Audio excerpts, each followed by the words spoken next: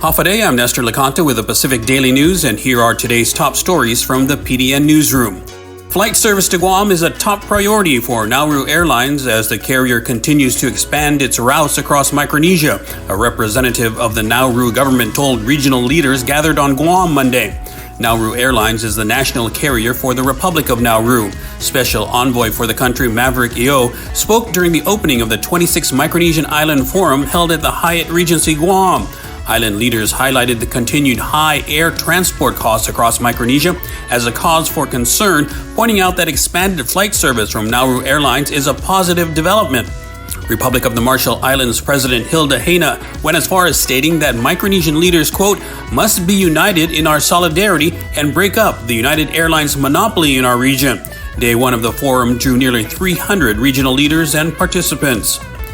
In other news, the military's plan to conduct up to 2 missile flight and tracking tests a year out of Andersen Air Force Base has raised alarms with Guam-based defense watchdog group Pacific Center for Island Security, or PCIS. In a newly released 378-page document from the Missile Defense Agency, the proposed action on Guam would include launching a Standard Missile or SM-3 or interceptor against a medium-range ballistic missile or target. Debris from the intercept and physical components from the target and interceptor would fall to the surface of the ocean greater than 88 nautical miles from Guam and sink to the ocean floor. The 30-day public comment period began June 3rd and will be open through July 2nd. PCIS Chairman Robert Underwood said a 30-day comment period is insufficient time, and we don't know who's affected, we don't know which property owners should be alerted, and what they should be preparing themselves for, said Underwood, Guam's former delegate to Congress and a former president of the University of Guam. And finally, with 2 months to go before the August 3rd primary election, Guam Election Commission Executive Director Maria Pangilinan confirmed Monday that early voting will be held at the Westin Resort Guam beginning July 15. It's the same location for early voting during the previous primary and general elections in 2022. Pangilinan said they went through the procurement process in selecting a venue, and GEC will be paying the Westin $25,000 for rental. The voting process will essentially be the same as last time, with 10 express voting machines to be set up at the location, Pangilinan says. The early voting will be for 13 days from July 15 to July 29, Monday through Saturday from 10 a.m. to 6 p.m.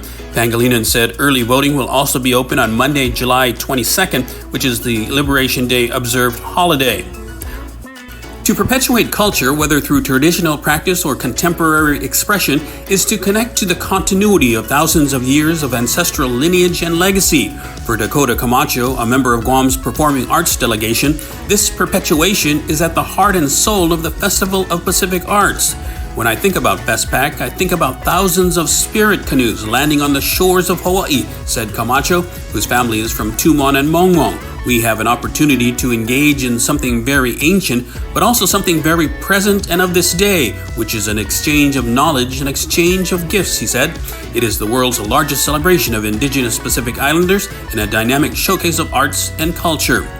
In other news, with days left for survivors of atomic weapons testing to get compensated by the federal government, advocates on Guam and across the nation are pushing for Congress to expand coverage to those whose radiation-related illnesses were never recognized by the U.S.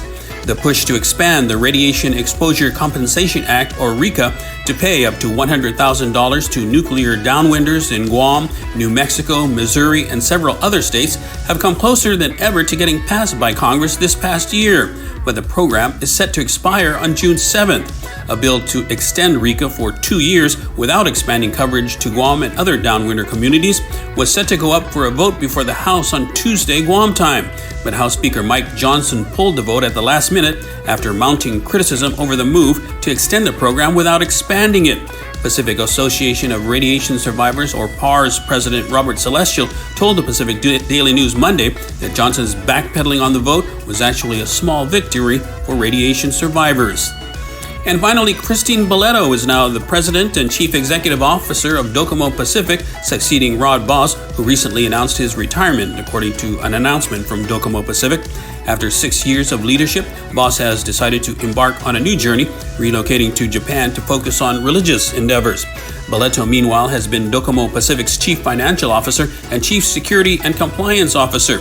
She has been an integral part of the company's leadership team since 2019, becoming the first woman to join the senior leadership team. For more of these stories, go to GuamPDN.com and follow us on social media.